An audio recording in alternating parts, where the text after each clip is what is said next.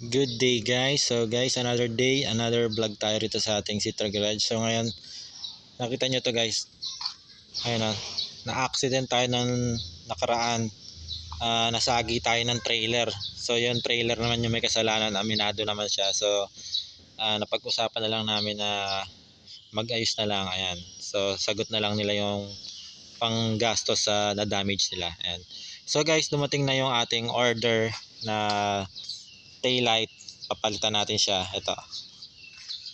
Yan, bagong bago guys. So tatanggalin lang natin siya, then sasalpak natin. Then balikan ko kayo guys after yan. So guys, ayan, tapos na natin install yung ating bagong taillight. Ayan, bagong bago, napakakisa pa.